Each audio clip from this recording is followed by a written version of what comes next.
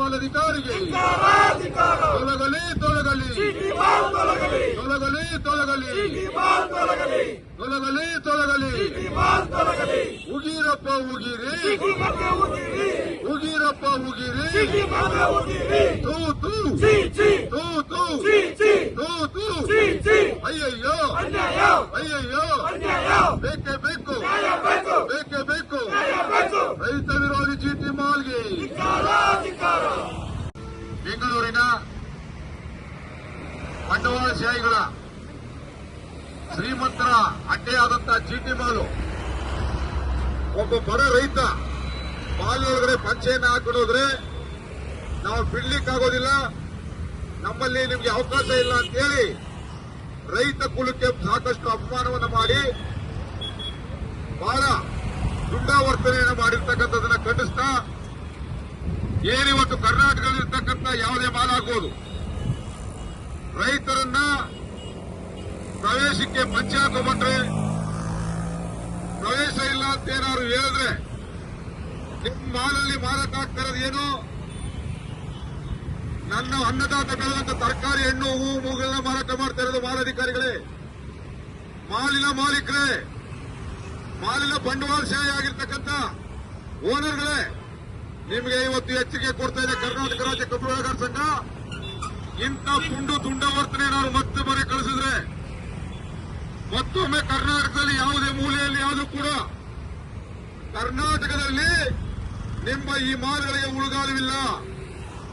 ನಿಮ್ಮ ಮಾಲ್ಗಳನ್ನ ನಡೆಸಲಿಕ್ಕೆ ನಾವು ಅವಕಾಶ ಕೊಡೋದಿಲ್ಲ.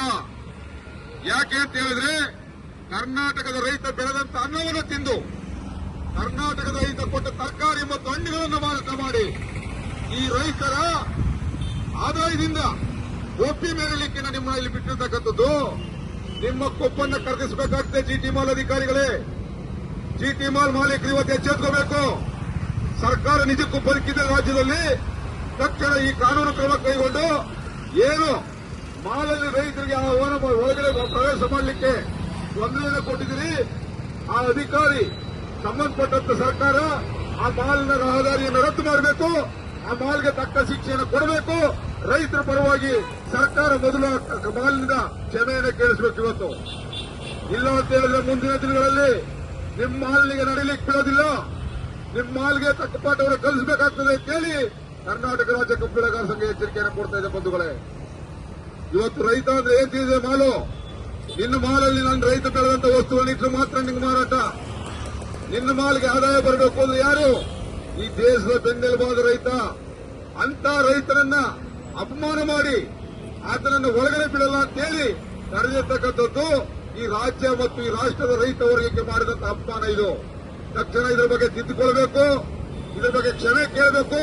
ಇಲ್ಲ ಅಂತ ಹೇಳಿದ್ರೆ ಮುಂದೆ ಆಗ್ತಕ್ಕಂಥ ಅನಾಹುತಕ್ಕೆ ನಾವೆಲ್ಲ ರೈತ ವರ್ಗ ಬೆಂಗಳೂರಿನ ನಿಮ್ಮ ಜಿಟಿ ಮಾಲ್ಗೆ ಮುತ್ತಿ ಹಾಕಿ ನಿನಗೆ ತಕ್ಕ ಪಾಠವನ್ನು ಕಲಿಸಬೇಕಾಗ್ತದೆ ಅಂತೇಳಿ ಈ ಮೂಲಕ ಎಚ್ಚರಿಕೆಯನ್ನು ಕೊಡ್ತೇನೆ ನಾನು. ಇವತ್ತು ರೈತರು ಆಕ್ರೋಶ ಭರಿತರಾಗಬೇಕಾದ ಕಾರಣ ಏನು? ಸರ್ಕಾರ ಬದುಕಿದೆಯಾ ರಾಜ್ಯದಲ್ಲಿ? ನಿಜವಾಗೂ ಸರ್ಕಾರ ಬದುಕಿದ್ರೆ ತಕ್ಷಣ ಆ ಸಂಬಂಧಪಟ್ಟಂತ ಮಾಲ್ಗೆ ತಕ್ಕ ನೋಟಿಸ್ ಅನ್ನು ಕೊಟ್ಟು ರೈತರ ಪರವಾಗಿ ಕ್ಷಮೆ ಕೇಳತಕ್ಕಂಥ ಕೆಲಸವನ್ನು ಇಲ್ಲಿವರೆಗೆ ಸರ್ಕಾರ ಮಾಡಬೇಕಾಗಿತ್ತು. ಆ ಕೆಲಸವನ್ನು ಸರ್ಕಾರ ಇನ್ನೂ ಮಾಡಿಲ್ಲ. ಏನು ಮಾಲಲ್ಲಿ ಇರ್ತಕ್ಕಂಥವ್ರು ಕಲ್ಲು ಮಣ್ಣು ತಿಂತೀರ ನೀವು? ಮಾಲ್ ನಡೆಸ್ತಕ್ಕಂಥ ಬಂಡವಾಳಶಾಹಿಗಳು ಕಲ್ಲು ಮಣ್ಣು ಮರ ತಿಂತೀರ ನೀವು?